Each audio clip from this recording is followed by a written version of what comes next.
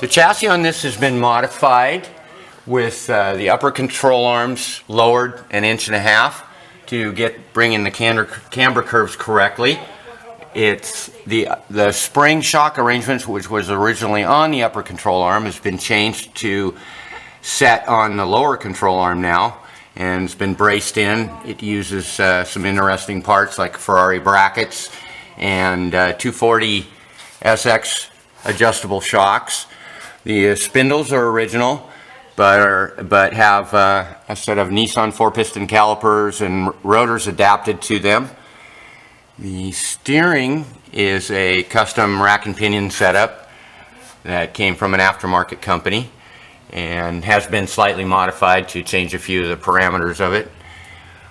The motor is the original 289 engine that was in the car with the automatic transmission, but it's got, as you can see, 5-liter headers, original factory Ford headers on it, with a stainless 2-into-1 exhaust system with catalytic converters even on it, and O2 sensors. And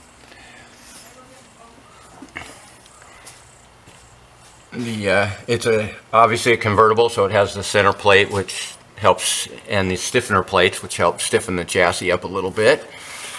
And you can see the exhaust system here.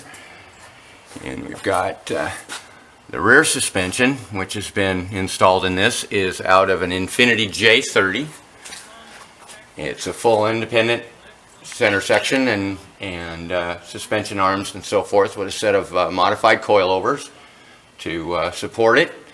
It's had some minor frame modifications done and bracing done to carry the whole rear suspension, which is a floating assembly.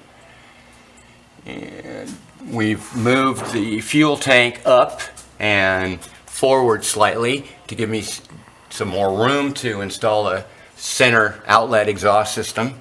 And we of course have a shield here, so forth, and the back of the body's been modified for the exhaust tips, give it a little bit of a Shelby appeal. Of course everything was cleaned and painted underneath it, and just to keep it looking like the rear end assembly and everything was original in it. We're trying to keep it not looking so much custom, but look somewhat original if possible. So there's the under hood view of the car.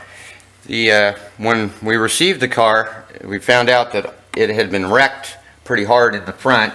So the first thing we ended up doing was replacing all of the internal sheet metal and core support and everything, and reinstalling that, getting it all straightened and so forth, so that it would be a real car again. The strut, as you can see, the strut tops have been modified, or the shock tops have been modified for the new style shocks, which don't require the raise section like the original one had. The engine is the original 289, like I said earlier, and it's been refitted with a 94 Ford 5-liter fuel injection system with a custom built intake manifold for it, with the twin throttle bodies on it, and everything's been moved and readjusted to kind of fit the car better. It's basically an all stock system, including the distributor and injectors. All the components on top of the motor are all off the 94 with some modifications.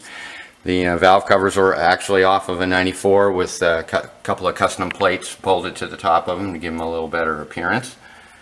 And then of course we painted the under hood body color, except for the firewall, which gives it kind of the same look as the newer Mustangs have. And we've built a shroud for it. It's got a clutch fan on it now.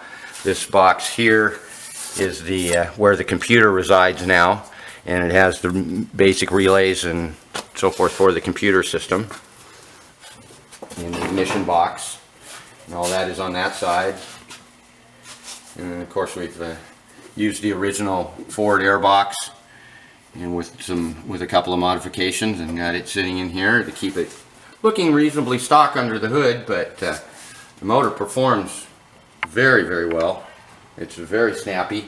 The intake manifold is substantially shorter than a normal 5-liter manifold because of the style of cam and so forth that this has in it.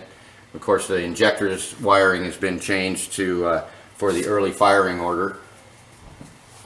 which makes it run, which they will not run on the late firing order, so that's one of the main things you have to do when you switch one of these early motors to fuel injection. The brake system, as you can see, is the complete power steering or power brake unit with master cylinder and everything out of a Nissan Skyline, and is connected to all the rest of the brake system, which is all Nissan. So it's a complete, really pretty much sorted system from the factory, and works really well in the car. The car stops super smooth and very quickly. As you can see through the, these are a set of modified Nissan wheels that fit the look of the car, I think, really well. Give it a nice, clean, simple, and it looks a lot like a late model Mustang with these wheels on it.